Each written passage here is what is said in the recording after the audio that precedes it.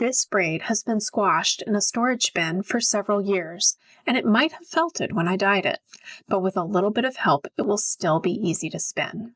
The first method is to use steam.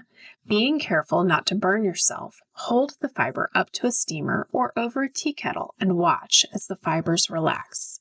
You can even see the crimp pattern of the fibers start to emerge as the fiber opens up.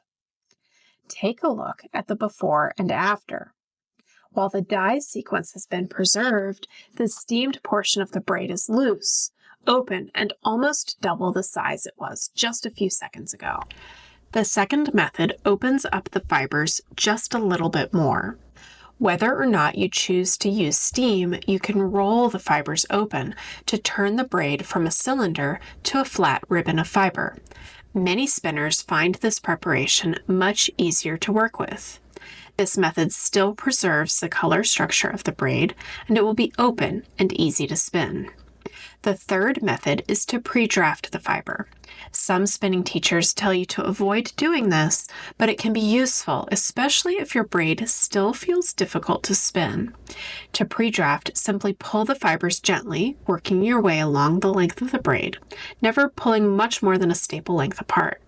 You'll see that the colors start to blend significantly, but the pre-drafted fiber is so much lighter and airier than it was before.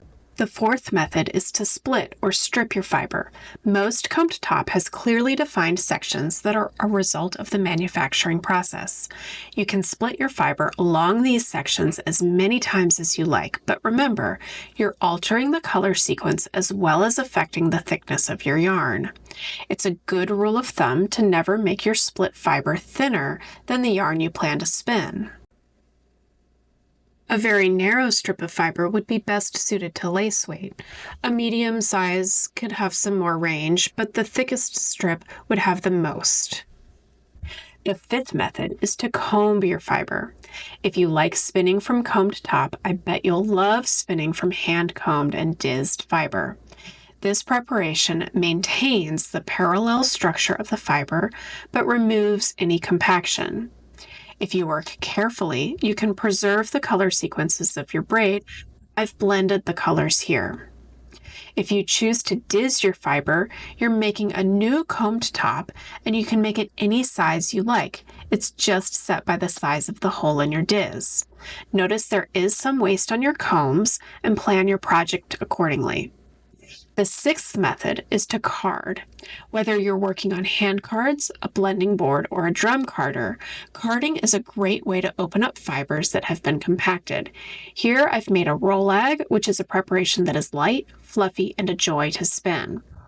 Whether you choose to use one of these techniques or mix and match several, don't give up on those compacted braids in your stash. They can still spin some beautiful yarns.